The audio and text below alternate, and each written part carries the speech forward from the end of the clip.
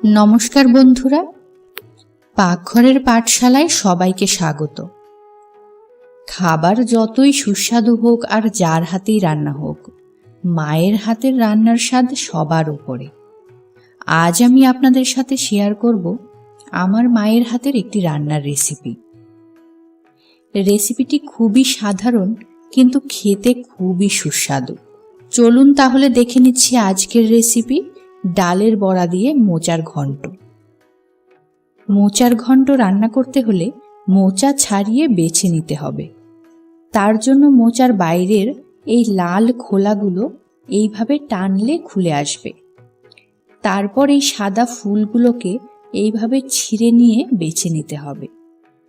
ফুলের মাথার দিকটা এরকমভাবে খুললে ভেতরে কাঠির মতো শক্ত একটা জিনিস থাকে, এটাকে ফেলে দিতে হবে। আর মাঝখানে ট্রান্সপারেন্ট যে জিনিসটা থাকে এটাকেও ফেলে দিতে হবে। এইভাবে দুটো মোচা আমি বেছে নিলাম। এবারে এইভাবে ভালো করে কুচিয়ে কেটে নিতে হবে।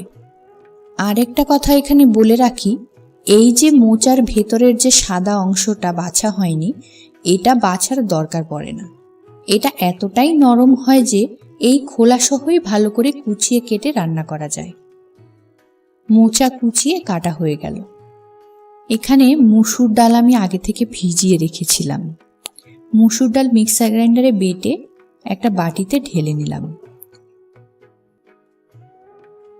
এর মধ্যে দিয়ে দিচ্ছি পেঁয়াজ ও লঙ্কা কুচি,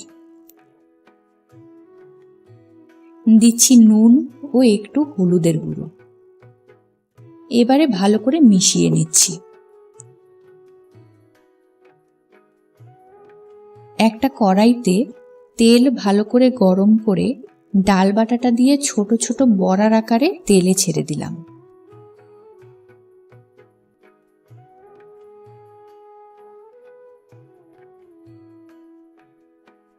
মিডিয়াম আঁচে বড়াগুলো হালকা লাল করে ভেজে তুলে নিচ্ছি। এবার একটা কড়াইতে অল্প তেল গরম করে ছোট করে টুকরো করা আলু দিয়ে দিলাম। দিয়ে দিচ্ছি একটু নুন আর একটু হলুদ গুঁড়ো। নেড়ে দিয়ে আঁচ কমিয়ে আলুগুলোকে ঢাকা দিয়ে দিচ্ছি। এতে ভাজা হতে হতে আলুগুলো সেদ্ধ হয়ে যাবে। 4-5 মিনিট পর ঢাকা তুলে নেড়ে দিয়ে আর কিছুক্ষণ আঁচ কমিয়ে হালকা লাল করে ভেজে নামিয়ে নিচ্ছি। এবার একটি কড়াইতে তেল গরম করে তাতে 5 ফোড়ন আর 2টো তেজপাতা ফোড়ন দিলাম। ফোড়ন থেকে সুন্দর গন্ধ বের হলে কেটে রাখা মোচাগুলো দিয়ে দিচ্ছি। ভালো করে নেড়ে 2-3 মিনিট পর এর মধ্যে দিয়ে দিচ্ছি নুন আর হলুদ গুঁড়ো। ভালো করে মিশিয়ে দিচ্ছি।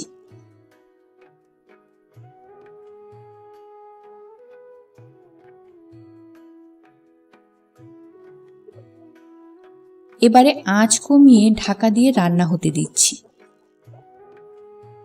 5 মিনিট পর ঢাকা তুলে ভালো করে নেড়ে এর মধ্যে এবারে দিচ্ছি জিরে গুঁড়ো, ধনে গুঁড়ো আর একটু আদা বাটা ও কাঁচা লঙ্কা কুচি।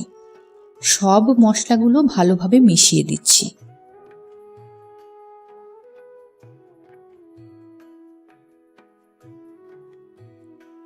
এবারে ভেজে রাখা আলুগুলো মোচার মধ্যে দিয়ে দিলাম। তাহলে বাকি রান্নাটা হতে হতে আলুগুলোও ভালোভাবে সেদ্ধ হয়ে যাবে।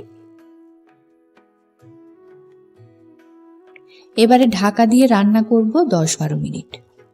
মাঝখানে ঢাকা তুলে একবার আমি নেড়ে দিয়েছিলাম।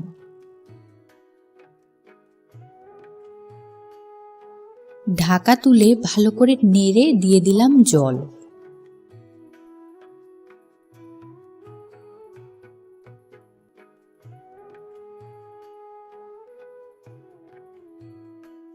তরকারিটা ফুটে উঠলে ডালের বড়াগুলো দিয়ে দিচ্ছি।